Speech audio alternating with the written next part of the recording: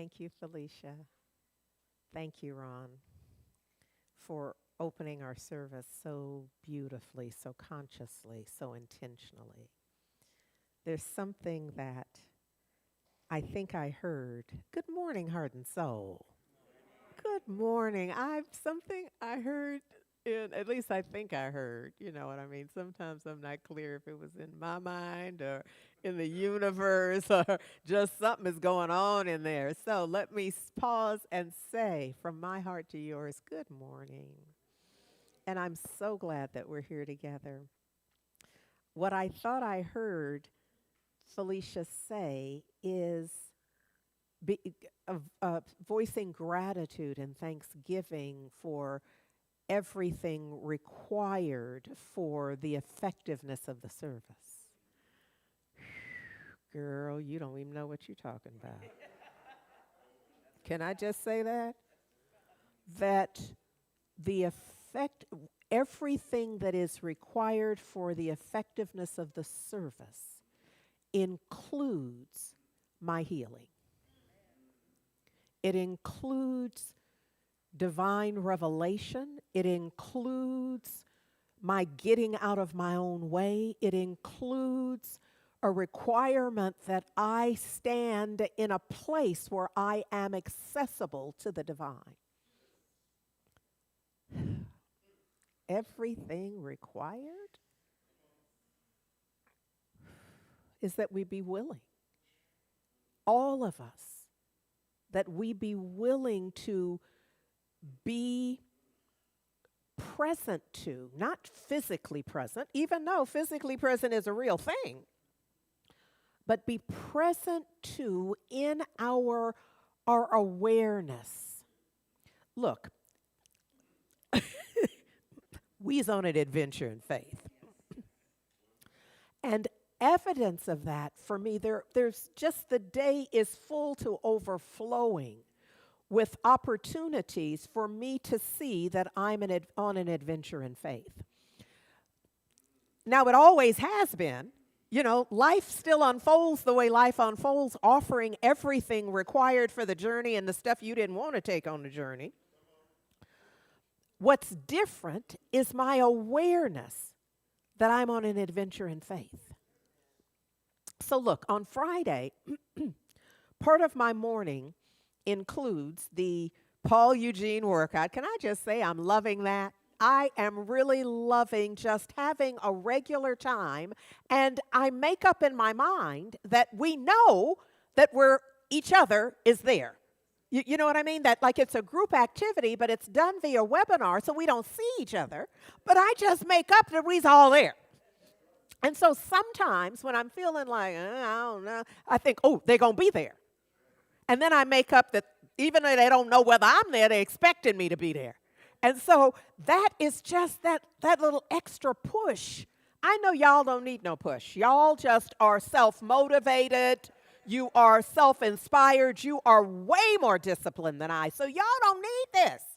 But I, on the other hand, I need a little extra discipline on the part of they going to expect me to be there. I got to be there rather than just because it's for my highest and best. That has not always been enough to motivate and inspire me. And so all of this is working together in a new way for me. So on Friday morning, just as I was doing my little click in the way that I log on, I heard just water like a fountain.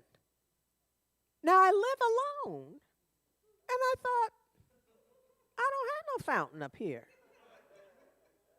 And fortunately, I rotate between, lately, doing it downstairs where I have a large screen, which means I have to do a different kind of setup, or just doing it from my smaller monitor upstairs with my laptop. So I was right upstairs, which is right next to the bathroom. So I thought, well, what could that be? Nothing's happening. I'm in here. I go over there and there's water everywhere. Now, there was a time in my life when that would have ruined my whole day. Maybe the weekend. maybe the next week, just you understand what I'm saying? Because everything's wet. I didn't have not a thought. I had other stuff to do that day, which was really enough for me to be planning to do. But this was like an unscheduled thing that required my immediate attention, and attention I didn't want to give it. I hope you're hearing me. I'm not just trying to tell y'all a little story in my life. I'm really telling you about how adventure in faith unfolds, but it doesn't come with a label on it. I didn't hear anything that said, it looks like water all over the place, but it's really an adventure in faith. But I was willing because I'm looking through new lens. So I'm thinking there's something in here. So I was able, anyhow, it ended up working out magnificently. It was just, I got to watch the way something can unfold when you get out of its way. The way a thing can unfold with some ease and grace, when the thing itself does not seem to contain the possibility for ease nor grace. And yet, I have to tell you, the bathroom flood. Here's what I immediately, while I'm mopping up water, I thought, now after the 7 a.m. workout, I have an 8 a.m. walk. And I thought, praise God, this happened at 7 a.m. and not 8. Because I would not want to come back at 9:30.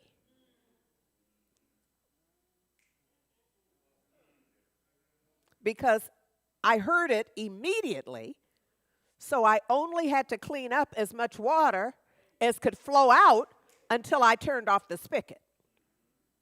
Is this making sense? So I was in gratitude. Now, see, I've never mopped in gratitude before. Y'all probably do. So this is, I probably shouldn't even, this is a very vulnerable share. Because y'all don't even know what I'm talking about. Y'all do your chores. I know in gratitude and in thanksgiving, but this was new for me. I never mopped up no bathroom in gratitude before.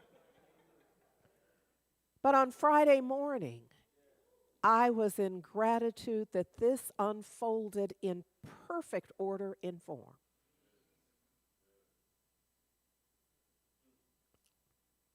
Iyanla Van Zandt, our dear sister, says your inner life is the cause and the source of everything that manifests around you. So all that, the water flowing out, the extra stuff wet that you didn't want wet, the ants that appeared out of, I don't know what about the water just makes the ants. So I got to experience the ant farm.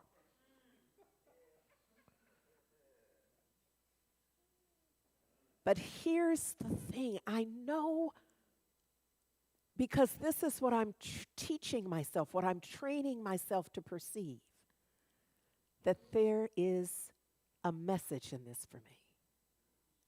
That there's a message, but I must get myself to a point in consciousness where I can discern it.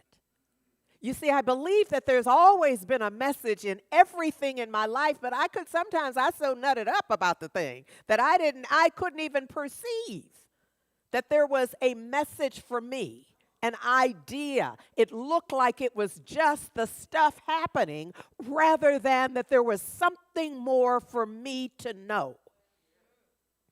You see, from that, this notion of seek ye first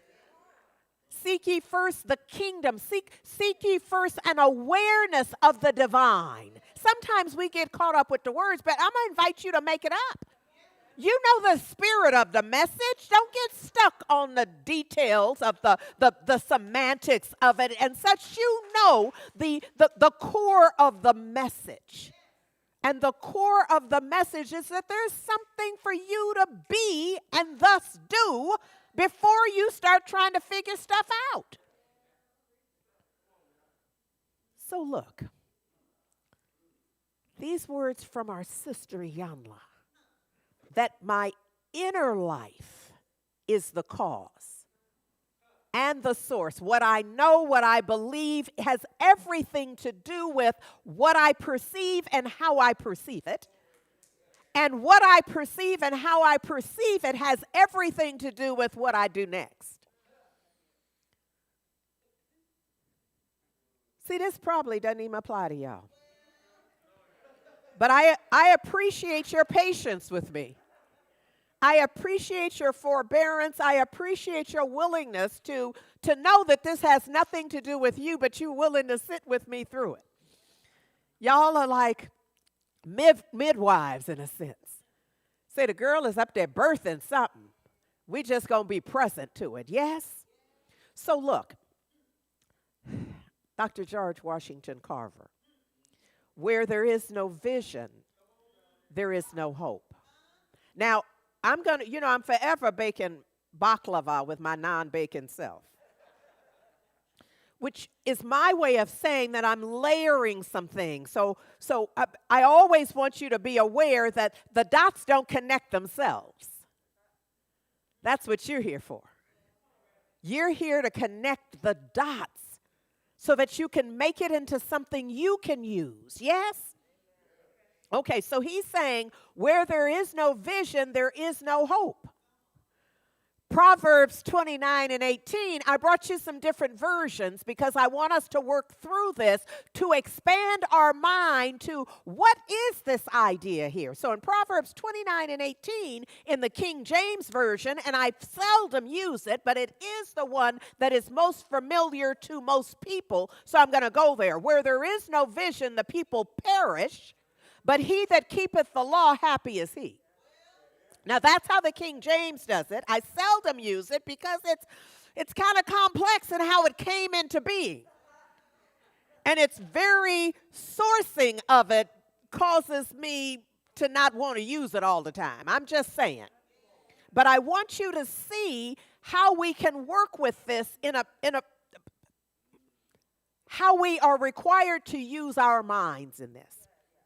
So in the American Standard Version, which is the version that Ernest Holmes seems to most often have referred to in his work, says, where there is no vision, the people cast off restraint.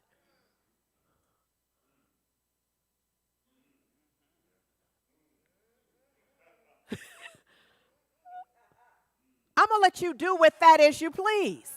But can you see that feels a little different than the people perish? And I'm doing this with you because if you just say the people perish, some of us just go, oh, okay, what's the rest of the story? Because you know what I mean? There's what you going to do with the people perish. But if instead the people cast off restraint, that's kind of close in your neighborhood, isn't it? I mean, I can't recall the last time somebody brought up perish in a conversation. Not as a dwelling, not as an experience. Some of y'all didn't even see I'm trying to do a little something. All right, I ain't going to worry about it, though. I'm going to stay on point. In the Peshitta, though, it says, in the multitude of the evil ones, a people is breached. And he, the one that keeps the law, though, is blessed. So where there is something else that is trying to be done that is not the highest intention, we're all affected by that in some way, or shape, or form. However, for the one who can stay in an awareness of the truth of your being, that one's going to be all right. See, there's stuff that's going to be happening. The short of it is that life is unfolding in all its ways. The plumbing thing is going to happen for somebody. And the automobile thing is going to happen. And that's going to happen too. Whatever you just thought of to help me out, all that's going to happen. But how are you going to be in it? What are you willing to know as you are going through it, as you enter into whatever the problem, shame, blame, game is? Whatever it is, how are you going to be in it?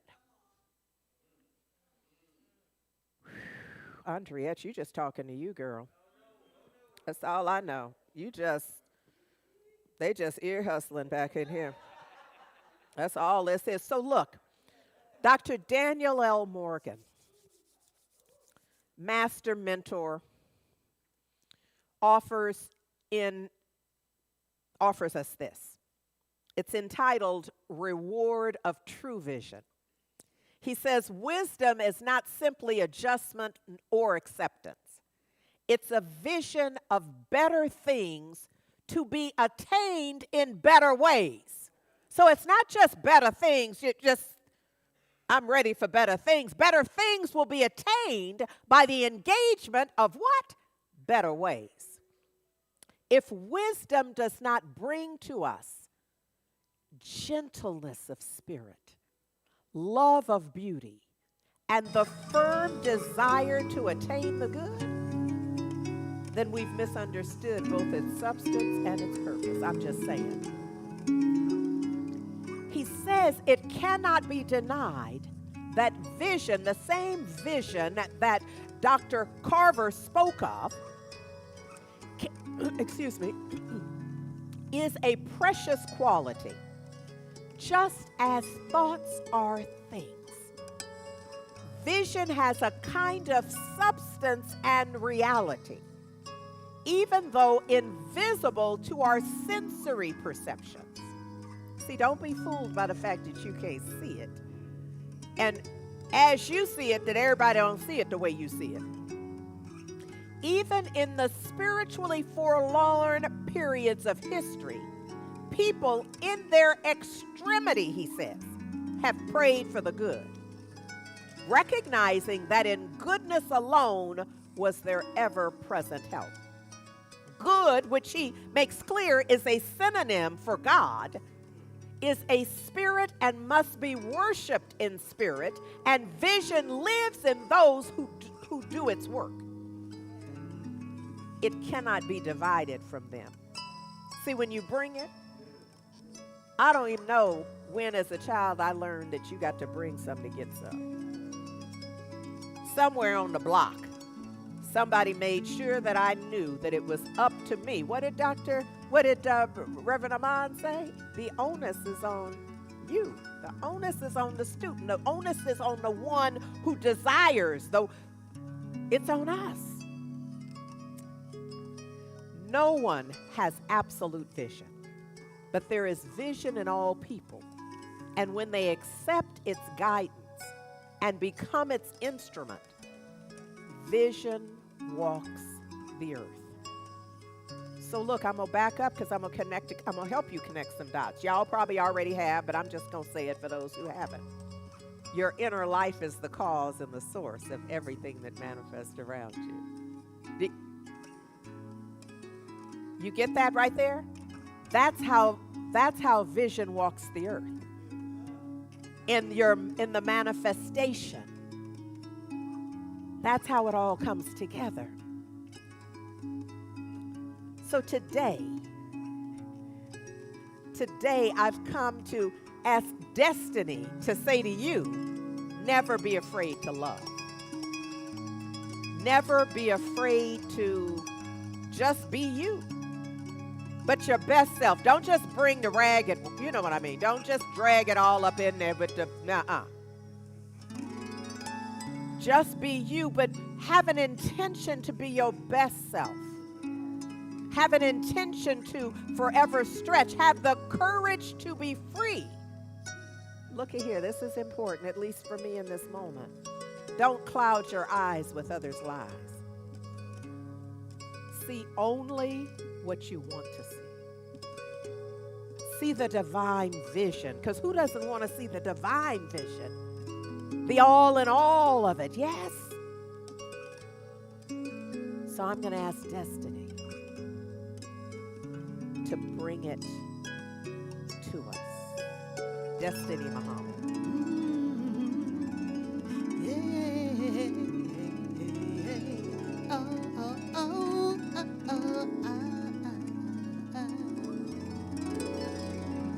Never be afraid to love. Never be afraid to just be. Cast away the chains of doubt. Have the courage to be free. Don't cast your eyes on others' lives. See only what you wanna see. You've got to duplicate these simple truths. Have the courage to be free. Open your eyes, you can fly. Open your eyes, you can fly. You can fly. You can fly. Never be afraid to love. Never be afraid to just be. You must duplicate these simple truths. Have the courage to be free. Don't cast your eyes on others' lives. See only what you want to see. You got to duplicate these simple truths. Have the courage to be free. Open your eyes, you can fly. Open your eyes, you can fly. You can fly. You can fly.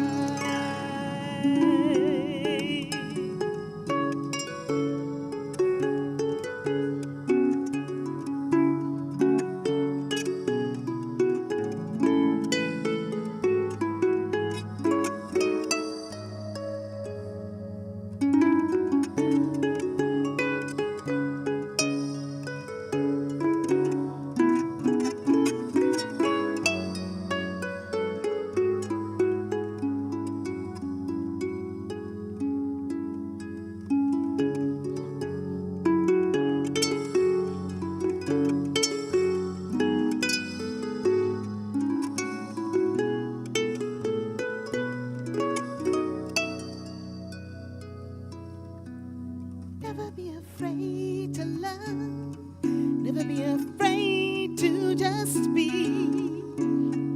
Cast away the chains of doubt. Have the courage to be free. Don't cast your eyes on others' lives. See only what you want to see. You've got to duplicate these simple truths. Have the courage to be free. Open your eyes, you can fly. Open your eyes, you can fly. You can fly. You can fly. Open your eyes, you can fly. Open your eyes, you can fly. You can fly. You can fly. You can fly. You can fly. You can fly. You can fly. You can fly. You can fly. You can fly. You can fly. You can fly.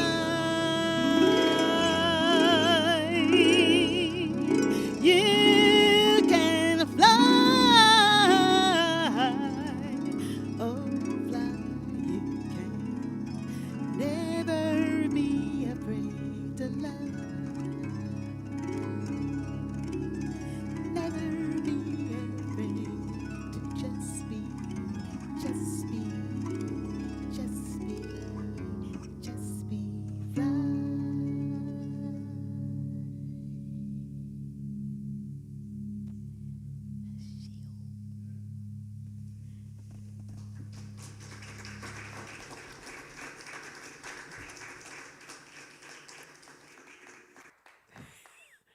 Thank you, Destiny. Thank you. That was beautiful. And I needed it. Can I just say that out loud? That this reminder, forgive me, Liz, right? But I'm going to change just a little bit of your lyric, though. Because for me, I love for me, and I'm calling you into the call to open your eyes and never be afraid. This open your eyes, I'm linking to vision. open your eyes, you can fly is taking in vision. It doesn't mean you have to move physically.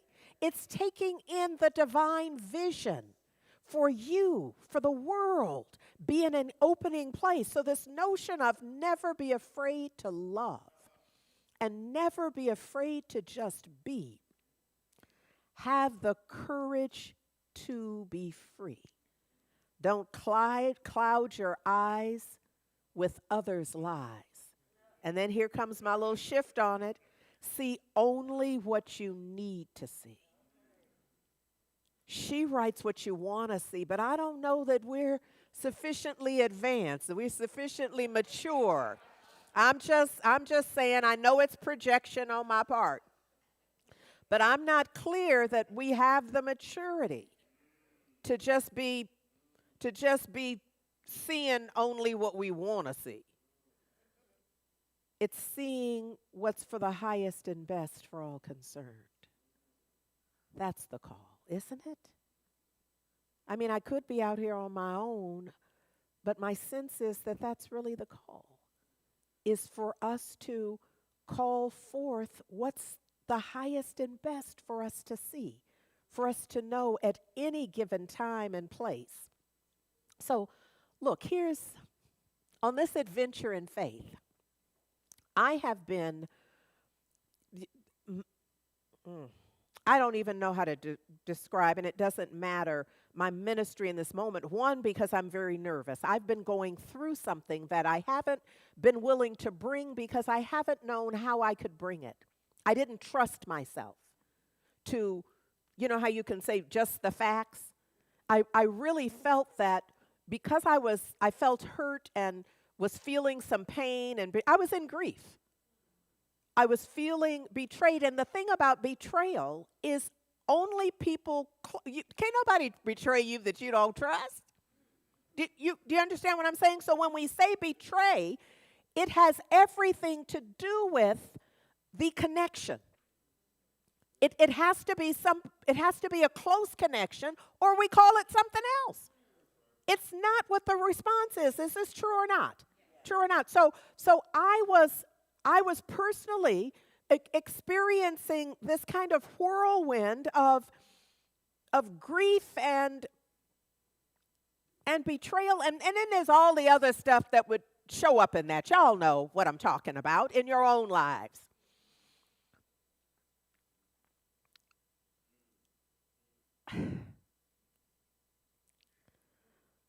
And I came to see in this that there was that I didn't want to see. Open your eyes. Come on, Destiny. Open my eyes so that I can then fly, so that I can be free from being held and being afraid of my own reaction. Being afraid of my own response had me rather paralyzed in this. And this is why I was afraid, even though my ministry is one of I don't know, it's real for me. So there's no way for me to just get up here and just like do somebody else's talk. You know what I mean? People publish talks, by the way. So I could just as easily get one and come in here, but I couldn't. And so I think part of this is me wanting to say, I apologize. Because I've kind of been up here trying to hold on to, not saying what Spirit was giving me to work through, to say in any way, shape, or form, because I didn't trust that I could say it and not say it in a way that felt like I wasn't ready. Could you feel that?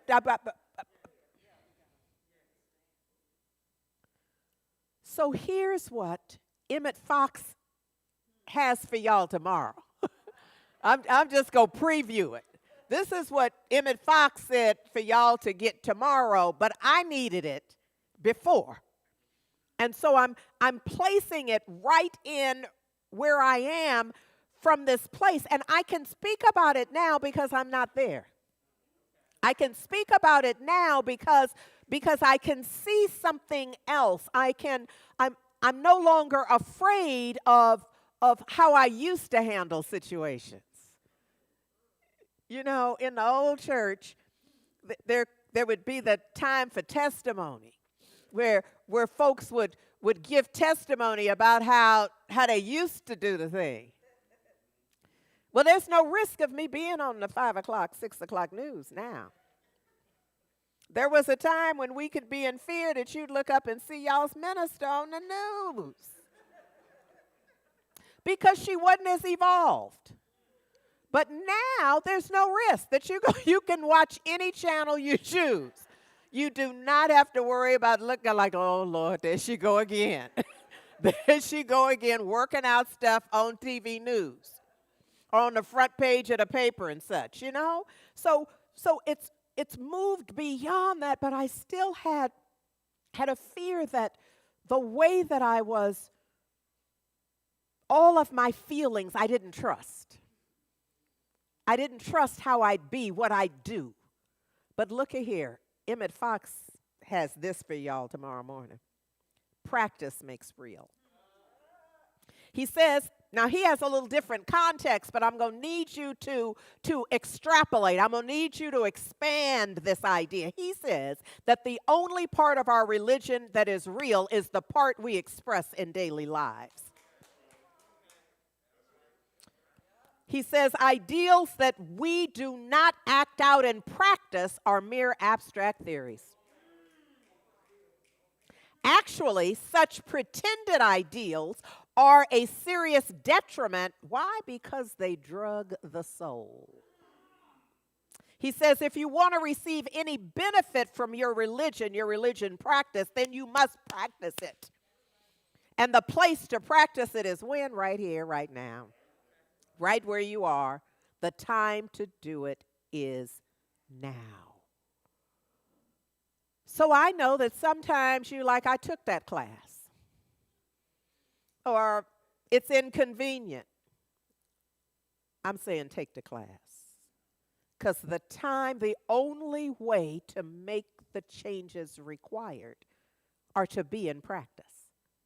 And classes are not magic. It engages us in the work.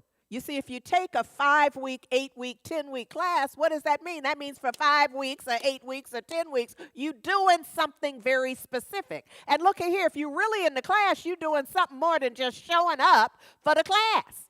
So during that time period, you're doing something on a Tuesday class. You're doing something, I'm hoping, on Monday or the Sunday before. You're in practice. And this is key to this because had I not been in practice, I'd have been on the news.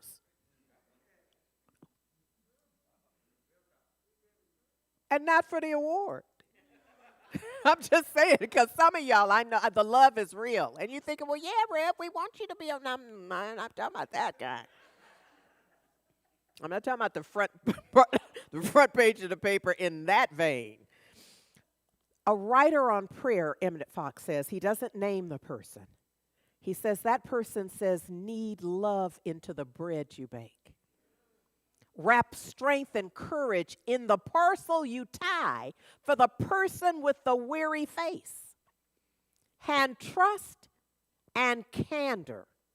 With your coin you pay to the person with the suspicious eyes. That's the practice, isn't it? I'm going to leave this up there because I know somebody's taking a note. It's going to be available later, but some of us need it right now. We can't wait for the recap to come out to get this message, right?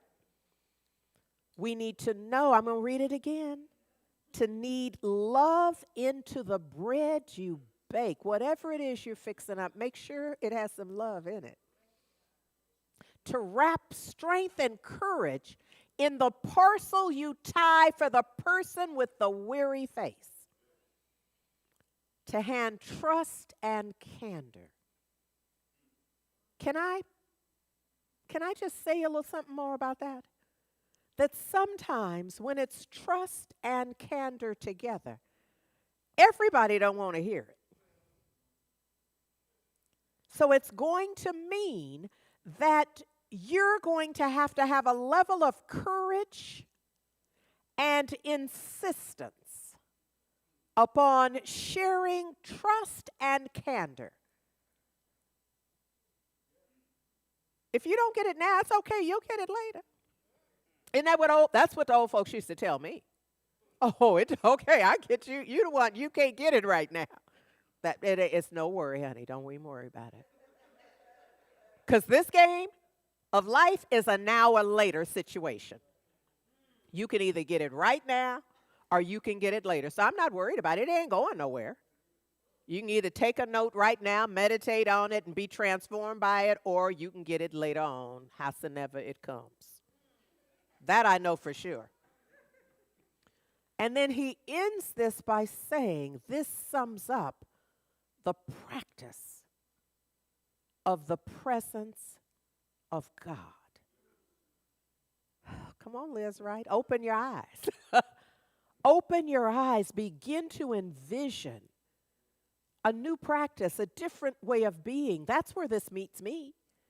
Is I realized in that moment, when I realized what was going on in me with this, I realized that I had what I thought was a practice, but it was not, and I'd not fully integrated it enough because my thoughts betrayed me. My thoughts betrayed me. I wanted it to go away. I wanted somebody else to fix it. I wanted when what needed to happen was me to shift.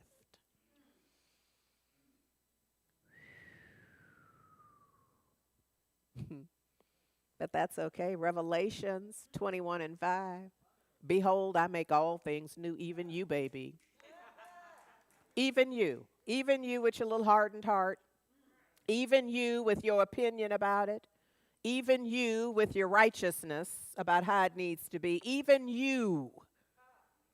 Behold, I make all things new. And he said unto me, write, for these words are true and faithful. In the vernacular, you can set your watch to this. Because this right here is the real deal. Yes. Yes. So I'm going to close this out with Dr. Daniel Morgan. Like we haven't already had enough. Somebody ought to just holler, stop, Rev, just stop. Because we help. Yeah, stop some more, he says, stop some more. Oh, so Dr. Daniel Morgan says this to us. He says, commencing right now. Well, you know what? Can we do a call and response with this? Because this is some juicy stuff right here. Okay, so y'all at home on mute, no, well, the people in the house with you can hear it. This would be a good thing for everybody to hear. Say it loud wherever you are. And here in the room. So I will say it, and then if you would repeat it, please. Commencing right now. I pledge to learn to change. Improve and enlarge my belief system.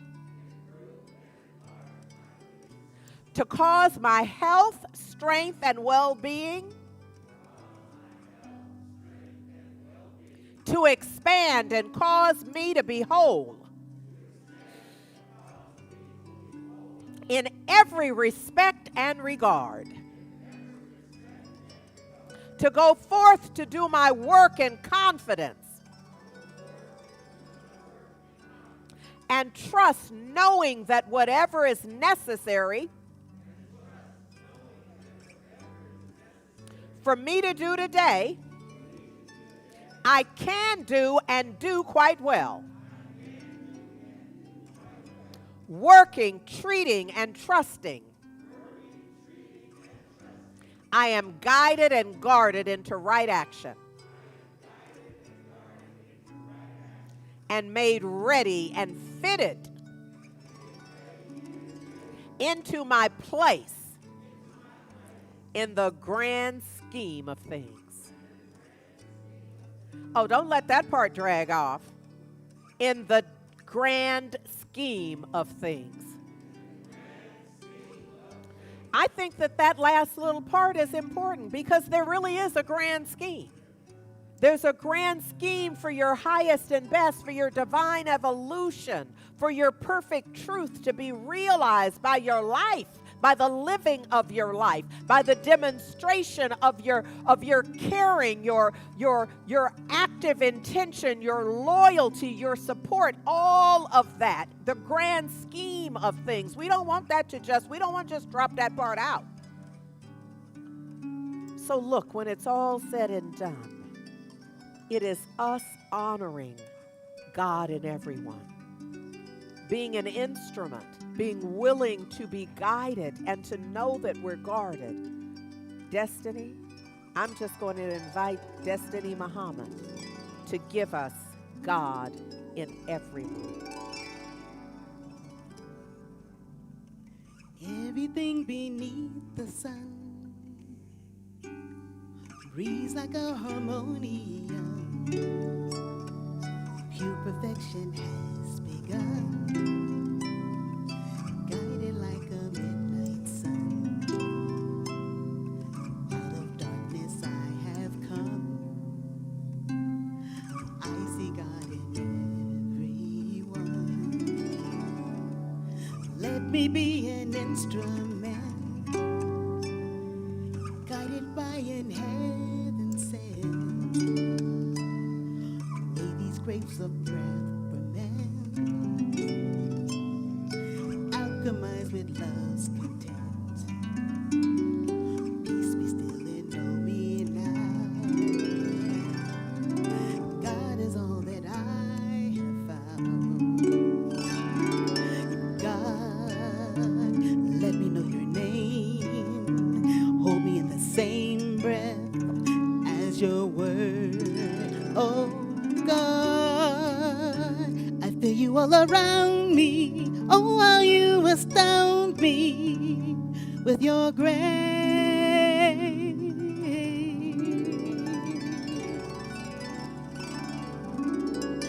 Rolling like a thunder cloud, let me live my love out loud, standing for all beings proud, shining like a happy cloud.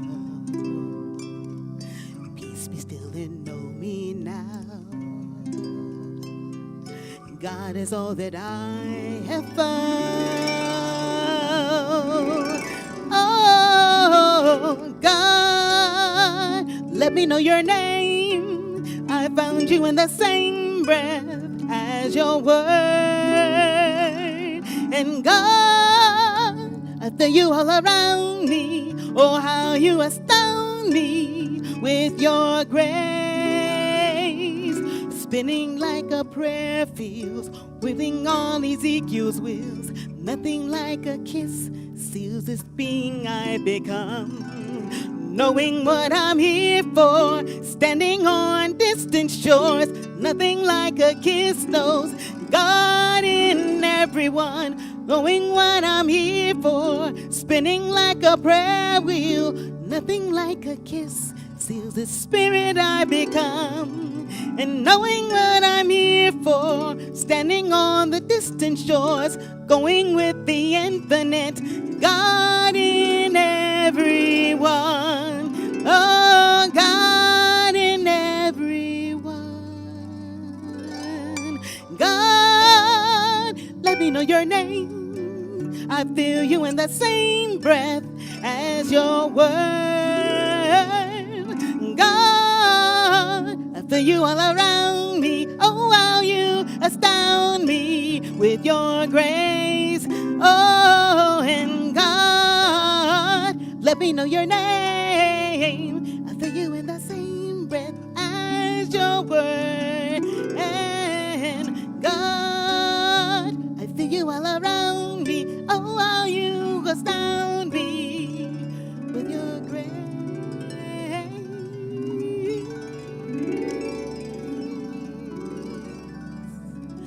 Out of darkness I have come.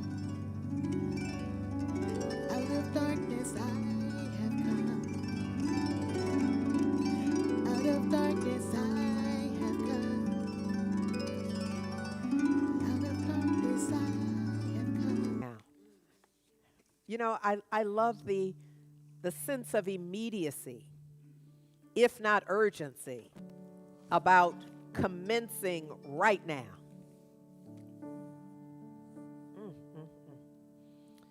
And so just bring your spirit to, it's okay if you are gazing at the computer screen or television screen so that you're seeing these words, because these are empowering words. It's okay if you choose to just allow your eyelids to close and just be present to it. What I know is that there is a power,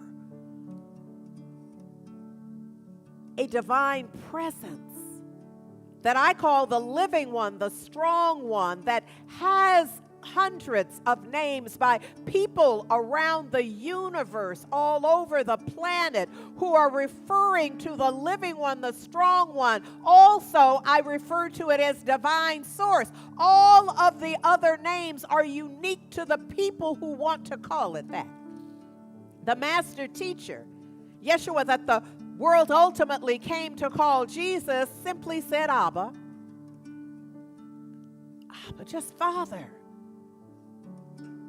But each of us gets to decide what it is for us. But what we know is that there is a sense of immediacy in us speaking a word of peace, of love, of knowing, of being willing to know the truth and to know that we know the truth. So I am going to read it now, and you can read along or just allow it to bathe over you. And we'll use this as the center to the prayer. And so I know that there is one life. And that life is whole and it's perfect and it's complete. And what I know about that life that is whole and perfect and complete is that it's the life of the living one, the strong one. Allah Jehovah. It's by any name. It's the all in all. It's divine source. And it is manifest. It is unfolding as my life, as her life, as his life, as their life. It is unfolding as all life in all life. And because I know that's true, I stand empowered to speak this word. These words written by Dr. Daniel L. Morgan many moons ago. Declaring that commencing right now, I pledge to learn, to change, improve, and enlarge my belief system. To cause my health, my strength, and my well-being to expand beyond whatever limited idea I have ever had of it, ever before. That right now something else can happen because I'm changing my mind. I'm opening my heart.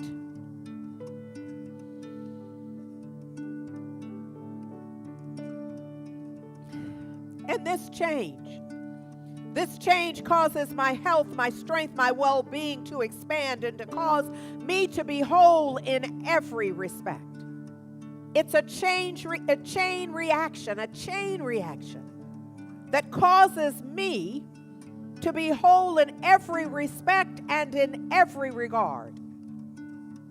That I go forth and do my work in confidence and in trust in the divine, knowing that whatever is necessary for me to do this day, that I can do it, and I can do it quite well. And not only can I and do I, but I know that it is mine to do. I am compelled to do my best. Working, treating, trusting, I'm guided and guarded into right action. To do whatever is mine to do, to say whatever is mine to say, to not say that is not mine to say, to not do that is not mine to do. I am right on point. open and available to divine spirit,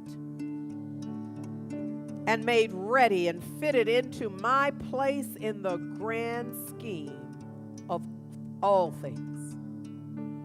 All things, my life, the life of the divine has space for me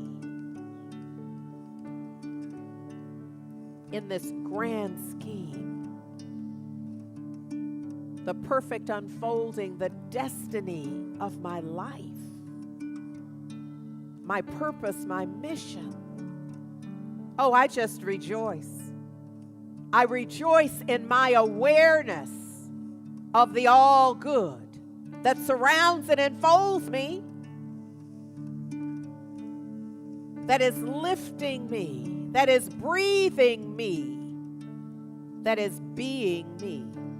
And I know that this is true for all of us. I'm not the only one being breathed by the breath of the divine. We all are being breathed by the breath of the divine, and we are all breathing the breath of the divine. We are in this love together. And so I speak this word, these words written by Dr. Daniel Morgan, that are true and right for us to know and to practice. And so it is an absolute perfect gratitude for his wisdom, for the divine availability of this truth, that I can know it right now, that I can share it, that we can know it, that we can share it, that we can be transformed in the knowing of this truth. Oh, I give thanks that somebody is literally healed by this, that someone's heart is sufficiently open that they are transformed in just the perfect way for their life. And that this is true for so many, that this law of transitivity, as it were, is applied, and so much more happens out of our willingness to let go and let the divine, to let go and let source, to let go and allow this truth to unfold in absolute perfect order and form. So in gratitude and thanksgiving, I release this word. It is turbocharged with the intention of Dr. Dan. It is turbocharged with my intention. It is turbocharged by our willingness to join in knowing that this truth is healing, but only healing according to our application. So in gratitude, I give thanks for those who are applying it. And I let it be. Releasing this word into the perfect activity of law, I let it go, knowing that it's done and done well. And so I ask that anyone who has heard some truth or something they can apply in this treatment, that they might join me in saying, Ashe, Amen, and so it is. And we'll continue to know that love matters.